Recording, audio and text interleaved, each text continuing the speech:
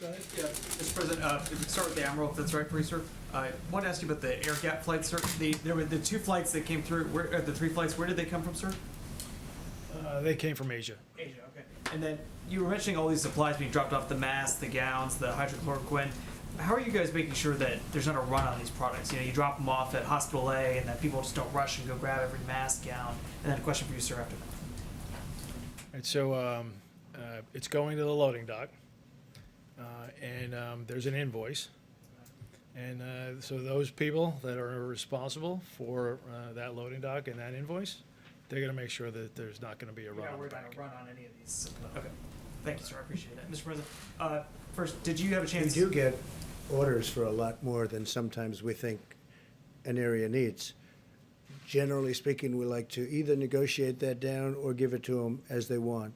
So we've had a lot of orders that we think are high, but we generally like, if we have, for instance, with the medicines and with other things, we like to give it to them. Every day we're building up and building it up very rapidly and deploying it. But we do get orders from some of these states where we don't think they need it. We try and get it for them what they want anyway. Okay, go ahead. And then, you mentioned the Prime Minister off the top. Have you had a chance Yes. to speak to him today, sir? I didn't speak to him, no. I did get a call from the ambassador. And, hey, it's a big move going to the hospital. That's a big thing. He's a great gentleman, so I just hope he's okay. And then also, you mentioned the nurses, the doctors, the people that you Yes. see celebrating. The people that are gearing up and getting ready, the people that are applauding and celebrating him. Has there been any talk on any level whatsoever of some sort of either compensation fund or protection for nurses, doctors? Because there's been a lot of fear. There's been some people that said, I can't risk my family's livelihood. I can't go back to the ER. Has there been any Well, discussion? we're talking about it, and we're talking about doing something for them, but we're really looking at the conclusion. We don't want to focus on that now. They're incredible. They're not saying we're not doing it. They go in with good equipment, with great equipment, and with stuff that's not so good. And sometimes they catch it wearing the best stuff you can buy, brand new, the best stuff. This is a very tough enemy. But these are amazing people. No, we are talking about something, but we're really thinking about, let's get it finished first before we do that, please. The Surgeon General this morning was talking about the coming week being among the hardest and saddest weeks of our lives. He was talking about this being our Pearl Harbor, our 9/11 moment. You all are talking about glimmers of hope and stabilization.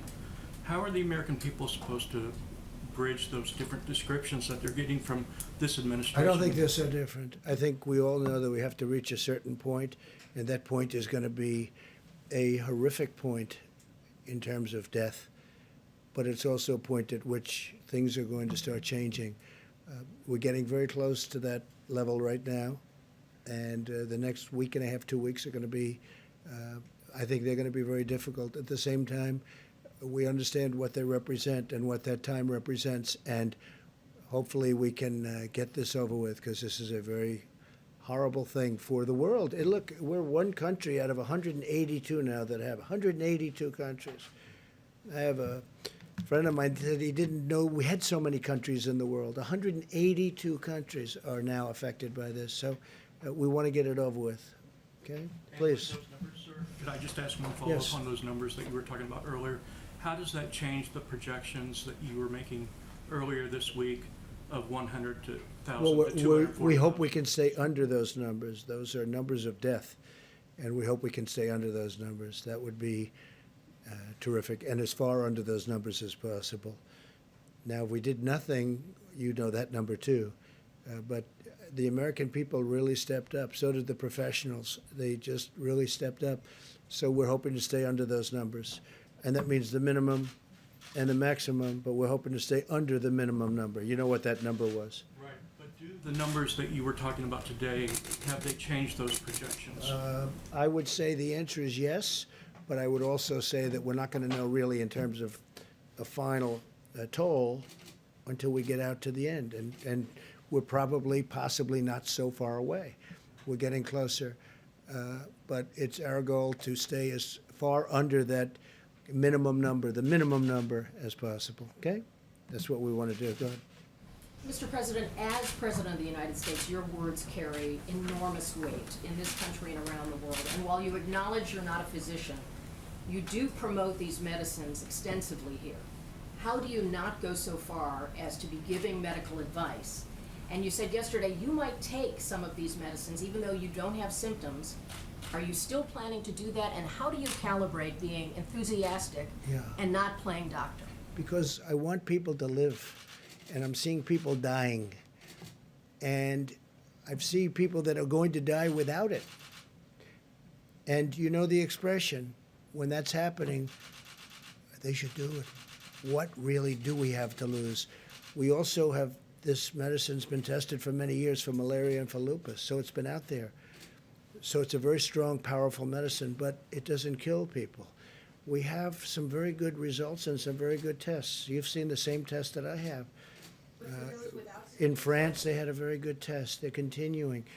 But we don't have time to go and say, gee, let's take a couple of years and test it out, and let's go and test with the test tubes and the laboratories. We don't have time. I'd love to do that. But we have people dying today. As we speak, there are people dying. If it works, that'd be great. If it doesn't work, we know for many years, malaria, it's incredible what it's done for malaria. It's incredible what it's done for lupus, but it doesn't kill people. That's one of the things with a vaccine. When we have a vaccine, we have to do tests, because when you inject that vaccine, when they take whatever it is they have to take, we have to make sure it doesn't have a horrible impact, destroy somebody. Could. So we have to test it for a long period of time. This one, not so much, because it's been out there. Now, I'm not acting as a doctor. I'm saying do what you want, but there are some good signs. You've read the signs. I've read the signs. With the other one, there's some very good signs also. Different, going together works very well, but there may be an indication that if you have a problem with your heart, you shouldn't take what we call the Z-Pack. You shouldn't take it, and that's okay. But I would love to go to a laboratory and spend a couple of years testing something. We don't have time. We don't have 2 hours, because there are people dying right now. If it does help, great. If it doesn't help, we gave it a shot. We gave it a shot. That's the way I feel. You know, we passed something. Yeah, I would be very serious about taking it. We passed something that I'm very proud of. It's called Right to Try. For 45, 50 years they've been trying it. It makes so much sense. We have the greatest doctors and labs and lab technicians, greatest medicines, the greatest minds in the world. Everybody admits it. And when we're close to having something, or when we have something that tests incredibly well, you couldn't use it for years, because they would take years and years to test. So with the help of also Democrats, I got it bipartisan, but they've been trying to get this passed for decades. You know that. It's called Right to Try. So a person would be diagnosed terminally ill from something. And in the old days, meaning before a year ago, they would say, do you think I could try this pill, this whatever, this medicine that's testing so well? No, you can't do that. You can't do that under no circumstances. They'd leave for Asia. They'd leave for Europe. They'd leave for, if they had money. If they had no money, they'd go home and die with no hope. We got a thing called Right to Try. If somebody's very ill, terminally ill, they're going to die. And it was very complex. It wasn't as easy as it sounds, because there were huge liability problems. The drug companies didn't want to do it because they didn't want it on test results, because these are very sick people, so they didn't want to bring down their test results. The insurance companies had tremendous problems. I got everybody in the room. I said, look, we'll sign a waiver. The person taking it will say, we're not going to sue. The family's not going to sue the drug company, not going to sue the insurance company, not going to sue the state, the city, or the federal government. Okay? It's called exculpation. And we got it done. It's a very simple agreement. I don't know why nobody ever thought of it, but they never thought of it. I did. And we got it done. Now we have Right to Try, which is actually, in my opinion, much more difficult than what we're talking about here. But if there's a medicine or something, a possible cure or something that's looking good, and somebody has something they're going to die or they're very sick, they take it. And you know, we've had some unbelievable results Unbelievable results. And it also gives the people hope. Yes, please. Mr. President, the doctors who are treating coronavirus patients, they have the medical expertise to determine whether or not they should prescribe hydroxychloroquine. And many of them And do. there are already clinical trials in place Sure. looking at hydroxychloroquine. Sure. So They should be why finished in not- about a year. Why not just let the science speak for itself? Why are you promoting this drug? I'm not. I'm just You saying, come very out here- simply, I'm not at all. I'm not. Look, you know what I'm trying to do? I'm Well, trying you to save come out here lives. every day, right, sir, talking about the benefits of I hydroxychloroquine. want them to try it, and it may work and it may not work. But if it doesn't work, it's nothing lost by doing it, nothing. Because we know long-term what I want to save lives. And I don't want it to be in a lab for the next year and a half as people are dying all over the It's already place. out there. Doctors are already able to prescribe it That's off-label, right. right? All I'm doing So what is do you saying, accomplish? well, I'll tell you what I accomplished. We bought massive amounts of it, 29 million doses of it. We have it coming from all of the labs. We're actually now doing it here because in case it does work, we want to have it. And we've given it to drugstores. We're sending it all over. FEMA's doing it. We're doing it through different channels, many different channels, including the companies that make it. It's a very special thing. Now, it may not work, in which case, hey, it didn't work. And it may work, in which case it's going to save a lot of lives. Now, a lot of people say if the people walking in prior to getting it, if they take it, it has a profound effect. Well, maybe it does, or maybe it doesn't. I don't want to wait a year and a half to find out. And only CNN would ask that question. Fake news. Go ahead. Sir, I have one for Bunch you of on oil, but fakers. first I was hoping to ask Dr. Burks a question. The president just said that, based on the most recent data, that you've seen some change in the projection. I'm wondering if you could, you obviously have a week's more worth of data since the sort of 100,000 to 240,000 potential death figures that you gave us last week. So I'm wondering, with all the caveats that this is sort of based on continuing social distancing and that we might see, if one city pops, things could change dramatically. What are the sort of range that you're now looking at in terms of total death impact? I think the most important thing right now is when we were talking about why we are hopeful. We're hopeful because last time I was here, I wasn't able to really tell you that Italy and Spain were coming across their apex and coming down the other side. And I think, to me, that's extraordinarily hopeful. They just completed 4 weeks of really strong mitigation. And I think that's our word to the American people, is we can look like that.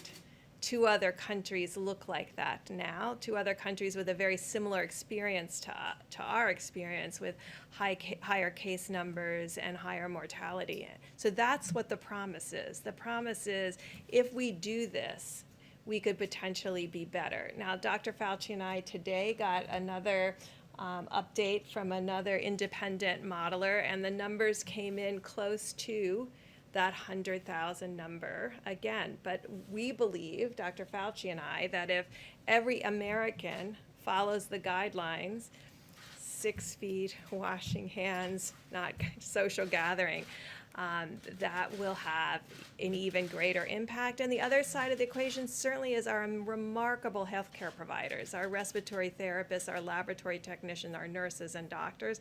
They're saving lives every day. And so that changes the number too. I also think that Dr. Fauci and Dr. Birx are very impressed with the American people.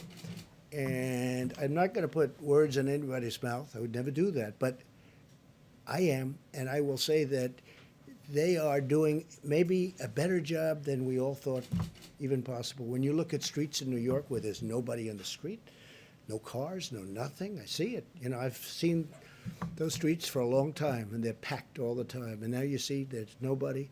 You look at other places, you look at what's going on in California, where they're doing a fantastic job. They really are. The governor's doing great. I'm proud of them. Proud of a lot of people. Proud of a lot of people on the other side, a lot of people. I'm really delighted to work with people that, frankly, on other issues, I didn't get along so well with. We disagree on this or that. We don't have to go into that now. But we're getting along with a lot of people. And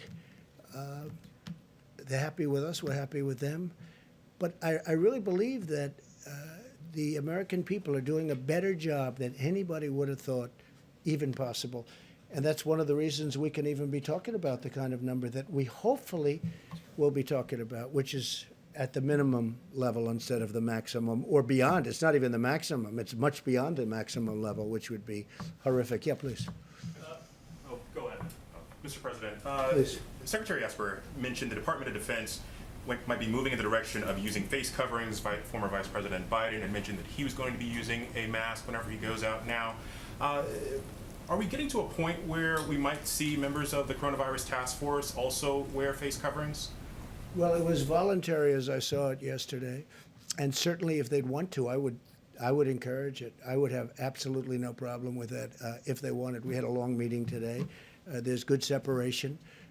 But the task force meets, and I would certainly have absolutely no problem if they wanted to. I think, frankly, it's something, at least for a period of time, where it might be advisable. And, you know, it's advisory, and we'll see what happens. Yes, please. Thank you, Mr. President. On Project Airbridge, we've seen reports that Chinese shipments of testing kits and PPE have turned out to be faulty to some capacity. We obviously don't have oversight. Not here. No, not here. No, but to Spain in Well, particular. you've seen in Spain, and you've seen it different.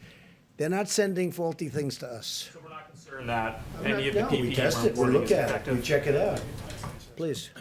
So, one of the things we're doing to prevent that is using those 6 companies that are the ones in the major supply chain. We are actually going to facilities, looking at product, inspecting it, and clearing it before it comes here. So we've heard those things. That's why we're doing that. Okay, thank you. A follow-up for the doctors, if And we're possible. also sending it to from other locations. Right. And when it comes to the ventilators, which are very complex, we have now under construction literally thousands of ventilators. But so far, I think our projections on ventilators have been right. They've been correct. Did you have something for who? Well, for yourself and for Dr. Burks and Dr. Fauci, if they want to take a crack at it. Some of the models that you guys are using, the IHME model in particular, has been very accurate when it comes to projecting deaths over the last couple of days. But there's a couple of other metrics that they seem to be pretty far off on, specifically hospital beds.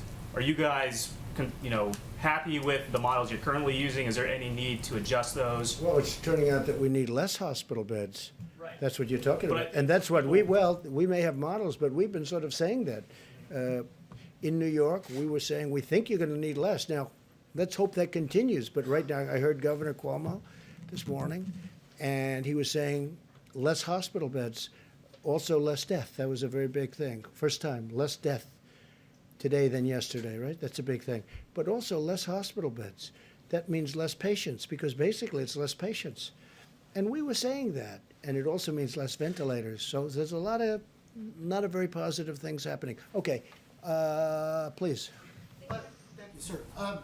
With Prime Minister Johnson hospitalized, Yes. I noticed a few minutes ago you were standing right next to Vice President Pence. Are you considering staying away from each other just to make sure that we have continuity of government in the executive branch?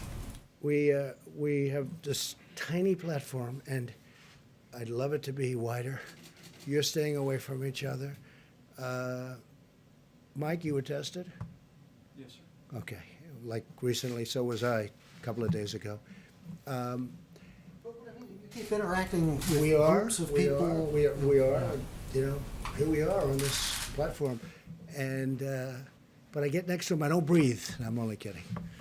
We are sometimes forced into positions that I'd rather be away, but it's you know, you're all looking for questions. Mike's a very big part of this. I am.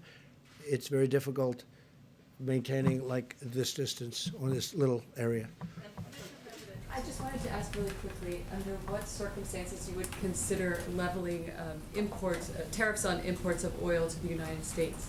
Well, if the oil price stays the way it is because of people that really want to see it go up. When I say we want to save a great industry, and we built a great industry in this country. If they don't get along, I would do that. Yeah, I would do tariffs, very substantial tariffs. because we're independent now. We have our own oil. And if I did the tariffs, we essentially would be saying we don't want foreign oil. We don't want any foreign oil. We're just going to use our oil. And that would help to save an industry. And, you know, it's become a tremendous job producer. And it's great to be independent. We're independent. Our energy is now independent. We produce more oil and gas than anybody else, than any other country. And that all took place over the very recent time. Now, in the meantime, I'm seeing $91 cents a gallon out on the road. Okay, a lot of people are happy.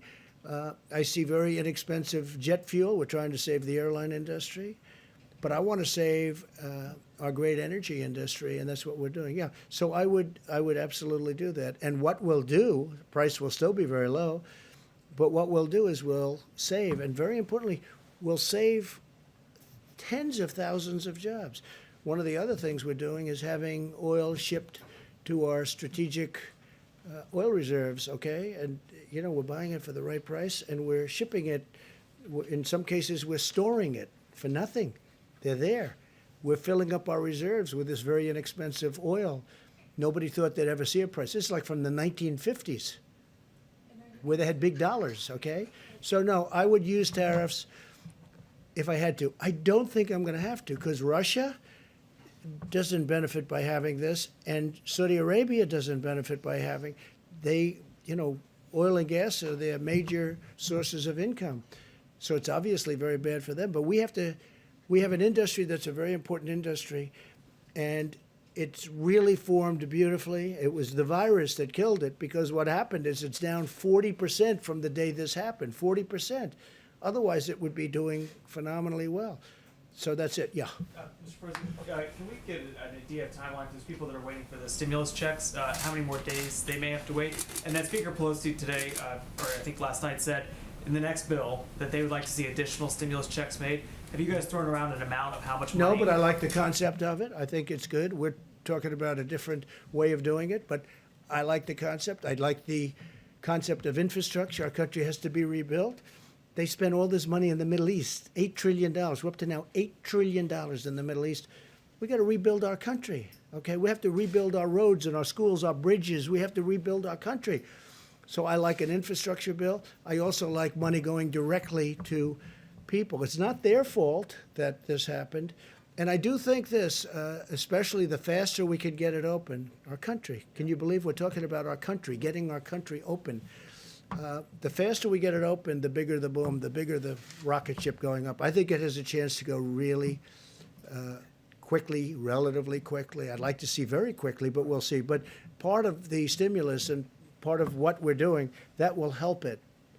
And the nice part is we're paying practically zero interest rates. You know, we're paying very little. It's one of the reasons I like the infrastructure bill, because we're borrowing, we have a strong dollar. And the advantage to a strong dollar is everybody wants to invest in this country. They all want to buy our dollar. On the direct payments, sir, just in terms of timeline, are we talking still 2 weeks? Are we talking 10 days? I think so. Yeah, from what I'm hearing, that, yeah, a couple of weeks, that's what I'm hearing, yeah. Please. Thank you, sir. I wanted to follow up on the hydroxy question. Thanks for the numbers. Has there been any tension with the medical staff on that? Are they in agreement with Yeah, we discussed it with the staff. We discussed it with FDA. Well, FDA approved it, so, you know. Which is another point. I mean, it's been approved by FDA, which is very important. If it wasn't approved by FDA, then I couldn't do this. But FDA has approved it, the hydroxy. And also, if this turns out not to work, are hospitals and doctors going to be exculpatory from the federal government under the right to try? No, we'll see if it works. No, it's not going to hurt people. It can help them, but it's not going to hurt them. That's the beauty of it. You see, it can help them, but it's not going to hurt them. What do you have to lose? Okay, question, yeah, in the back, please. Yeah, you know, obviously we know anyone can spread the disease, all right, unwittingly. Right. So why even have a few businesses open? Why not just shut everything down? There are grocery stores that are open, fast food places. Why even take a little chance? Just shut it all we're going to down have for temporarily. we'll answer that question later. All I can say is that right now things are looking really good, and opening up with a bang will be a great thing, and there's nobody going to be happier than me. Please, go ahead. Just to follow up on your comments about the ventilators, Yeah. the IHME model suggests that 32,000 ventilators will be required by the peak in mid-April. GM is not expected to have ventilators ready 32,000 will be what? required across the country. In addition to the ones that we've already sent? Just in. Don't forget, we have almost 10,000, a little more than 9,000 right now. And those are ready to rock, should we need them. And we had to keep it, you understand that flexibility, so that if we need them in New York, which we might not, if we need them, but they're ready to move. We're already military, it's a military operation. We are ready to move. They'll be moved immediately into whatever section of the country we need. Would you like to answer that, brother? Yes, sir. So, correct. FEMA's working on a plan to be able to move ventilators. So, for example, the DoD gave another 500 ventilators. They're on the move, being staged at Fort Dix to be able to rapidly deploy them to locations. And to include, you heard the president mention states giving to states, things like that. So there's the ventilators that aren't in use that conceivably we could rapidly move as well. Right, but you mentioned that there were thousands that are currently being made. Yes. So I just wondered if there was any update with GM and Ford, just because. No, but they're not going to be long. They've started, GM, Ford. We have 11 companies, approximately 11 companies building them. And we're going to have a stockpile for future. Hopefully we never have to use them. They should have. The hospitals, the states should have bought a stockpile. They didn't do that. So we've made up for it. But if we have extras, other countries need them. I mean, you see, UK needs them badly, France needs them badly, Italy needs them badly. They need them.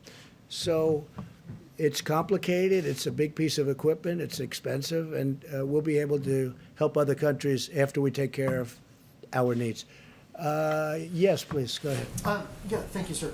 On infrastructure spending, as you have I remarked. actually chose you, but that's Oh, okay. Let him go. That's all right. Go ahead. On infrastructure, you've remarked about how empty the roads are.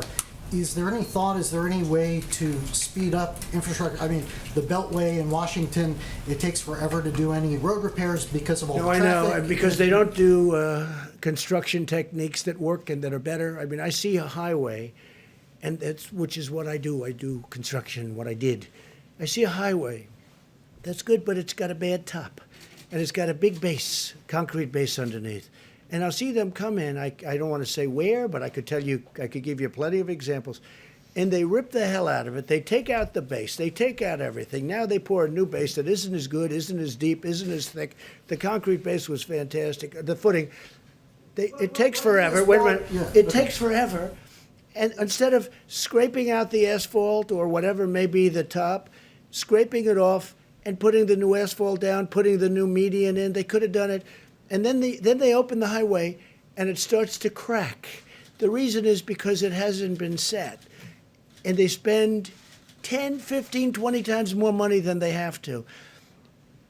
I never believe when I watch these people doing highways and doing roadways and doing work, how they take the most expensive solution and the bottom line, the job itself is far worse. What I'm getting at is taking advantage of the fact that so many people are staying at home, not on the roads. Is there a way to do it more cheaply? But hopefully they're not going to be staying at home for long. Hopefully this will be out and we're not going to have that kind of time. If we have that kind of time, we made a big mistake. Please, go ahead. How many rapid tests has the federal government already deployed across the country, and which regions have received those tests? Who has that information? Go ahead, Mike.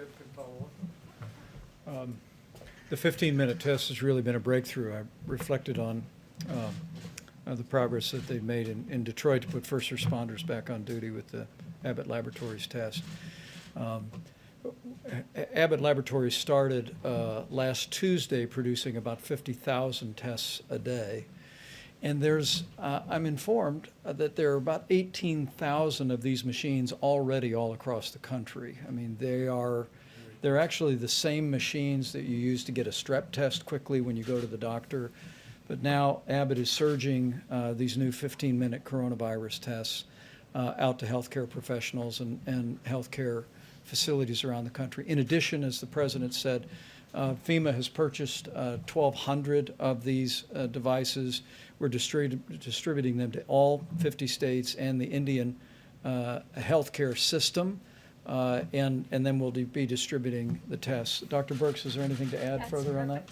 Okay, further. They've already received these tests? Let me ask Admiral Polovchuk about the 1,200 devices. I didn't hear the question. Have they received the 1,200 or what's the timetable? I believe they're on the shelf at Abbott, a good majority of them. Tuesday they go out. Right, yes, sir. So I don't have the exact numbers. I think there is some manufacturing in there, but They go out on large Tuesday. balance of them are on the shelf. Some have gone out, by the way, but the big bulk of them go out on Tuesday. Yeah, please. In some of these previous briefings, you referred to the federal government as the backup. Today, there's definitely a different approach here, I think, with No. the distribution. You know, the sense of it in listening to your presentation today is that you are embracing taking a leader role for distribution. Is Well, there a change? No, there's not a change, but we're supposed to be the backup. But like in Illinois, the governor couldn't do his job. So we had to help him. We're sending 600 ventilators. We're building a hospital in McCormick Place. We're doing, so we have some people that we're not able to do. We have other people that needed a little help. We had, in New York, we had to give a lot of help, but we've worked very well with Governor Cuomo and with Mayor de Blasio. But no, we are meant to be the backup, but we've taken on a much bigger role than that, and that's okay. I have no objection to it. Now, in some cases, it's worked so well where they're actually now seeing they think they're over the big problem, and they're actually calling us and they're saying, you can take your equipment back now. But we're really deployed as a backup, but I feel we're much more than that. They've done a much better job. I will say this, I don't think that the people that have represented this country, the federal government, whether it's the admiral and the generals and all of the people that we call to the fore, they're heroes for what they've done. What they've been able to do in a short period of time, they took a system that was broken, just like we did the military. Our military was broken. Our military was depleted. It was broken, and we've rebuilt our military. We've rebuilt this whole system, too. And in a way, Kelly, I appreciate your question because, you're hearing all of the things that the millions of masks, the hundreds of thousands of gowns, and they're surgical, they're protective gowns at the highest level. We're getting it to the various states. And most of the governors are very happy. Now, a lot of times, it's politics. Maybe I do the same thing, I don't know, but they'll try and act not so happy. I will tell you, when I speak to them or when Vice President speaks to them, they're singing the praises of all of these people. So I always take umbrage when somebody says something about what we've done. Now, to do this should have taken, to do what we've been able to do and to build it to a level, should have taken a year, should have taken 2 years. They did it in a matter of weeks. And we're helping states. No, it's them. As an example, New York had the right to buy 16,000 ventilators. They could have bought them. They didn't. I understand why they didn't. It was a very expensive purchase, very expensive, and that's a lot, 16,000. And they chose to do something else with their money. I understand that. The problem is when something like this comes along, which you don't expect. Look, 1917, that's a long time ago. Perhaps 100 million people died. That's a long time ago. So people don't think it's going to happen. I would have frankly, did anybody in this room think a thing like this could happen? But it happened. And we built up a force. This is a military operation, as it turned out. It really is, with FEMA, with the Army Corps of Engineers. Army Corps of Engineers, and you were very gracious on that point. The Army Corps of Engineers building 2,500 units of beds and everything else. Now, and then Governor Cuomo called, and he wanted it to go COVID, meaning for the problem. And we said, well, it wasn't supposed to be that way, but we want to get it done. And we moved military personnel, so now military personnel are operating it. And I'll tell you what's good. It hasn't been very full. That's a good thing, not a bad thing. It hasn't been. Now, maybe over the next week something will happen. But it hasn't been. But we have, because it's better than the other alternative where we run out. But they built actually 2,900 beds. And we have also, we built 4 medical centers in New York. We built 4 hospitals, 4 medical centers, and a lot more than that.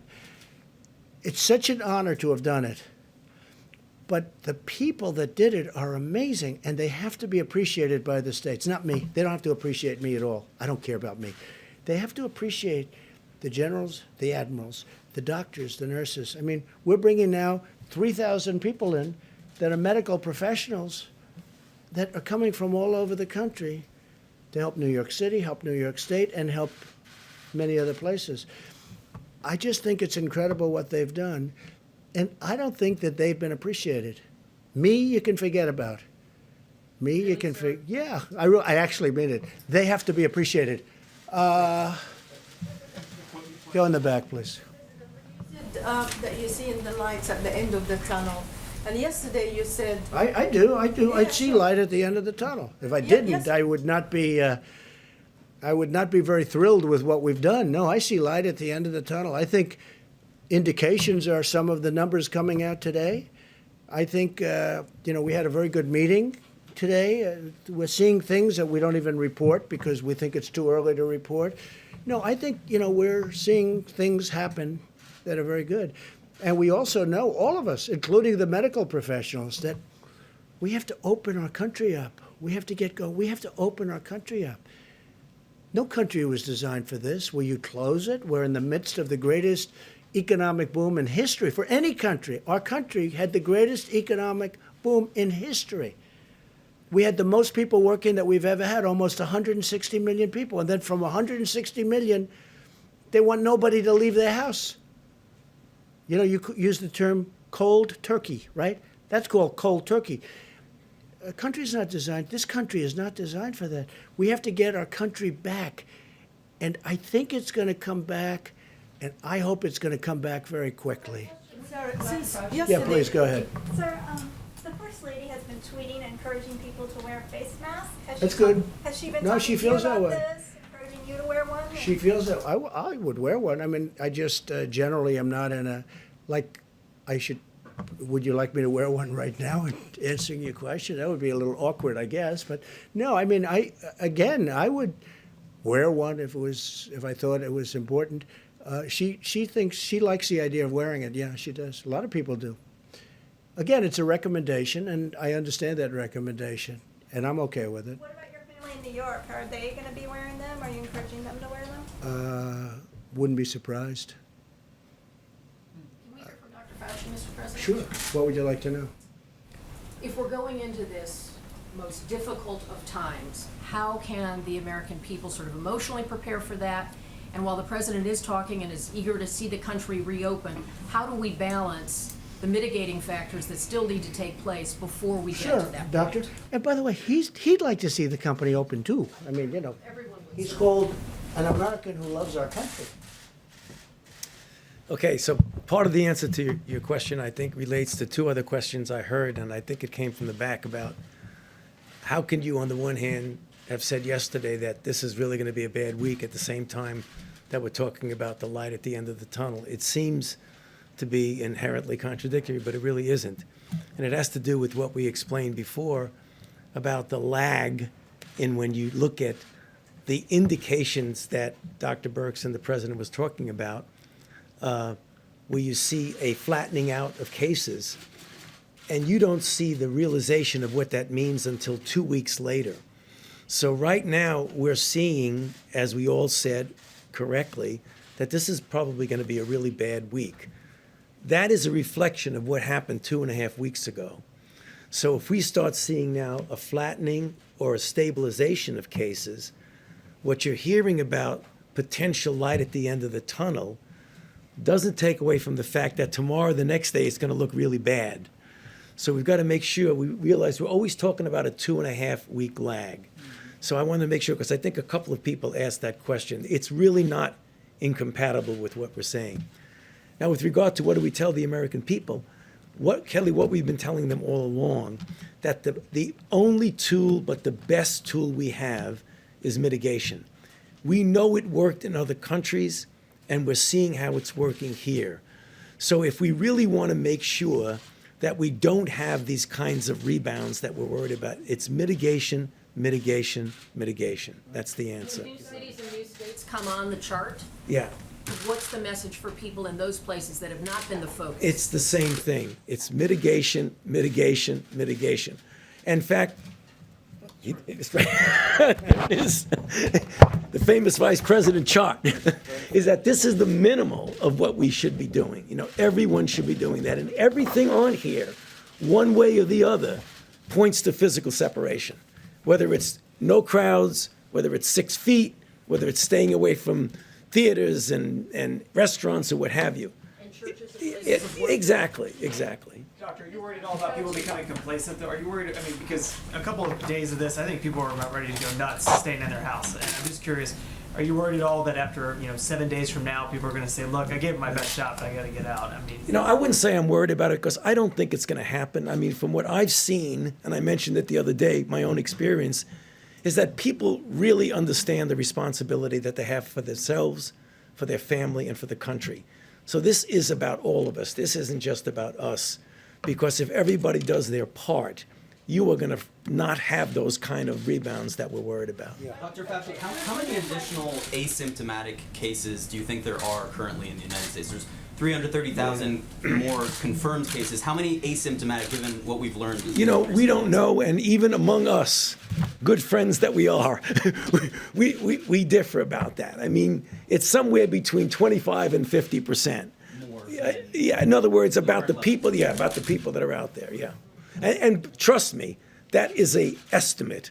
I don't have any scientific data yet to say that. You know when we'll get the scientific data? When we get those antibody tests out there and we really know what the penetrance is. Then we can answer the questions in a scientifically sound way. Right now, we're just guessing. And would you also And we've made great progress with the antibody testing. Fantastic progress. And would you also weigh in on this issue of hydroxychloroquine?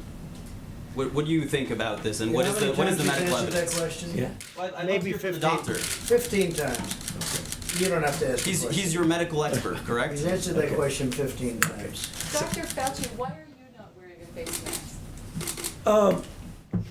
What do you mean? Why am I not wearing a face mask now? Okay, there are a couple of reasons. One of them is that in fact, the major reason to wear a face mask is to protect you from infecting you.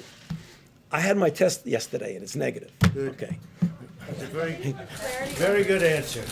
All right, I think that really could be it. That was I love that answer, especially on the face mask. I thought it was very good. Go ahead. Sir, on the equipment issue, records show that federal agencies did not begin. Oh, stop it. Who are did you not with? begin By the way, who are you the with? Associated Who are Press, you sir. with? The Associated Press. Agencies did begin That's bulk another purchases that's of another beautiful respirators and Are you ready? masks Are you until ready? mid-March. Let me just answer your question, because I know exactly, same question you ask all the time. Ready? They have done an It's unbelievable first time I've job asked this, in sir. delivering for the Associated Press, which is, not so great. Not like it used to be. The people that you're looking at, FEMA, the military, what they've done is a miracle. What they've done is a miracle in getting all of this stuff. What they've done for states is incredible. And you should be thanking them for what they've done, not always asking wise guy questions. Thank you very much, everybody. Thank you.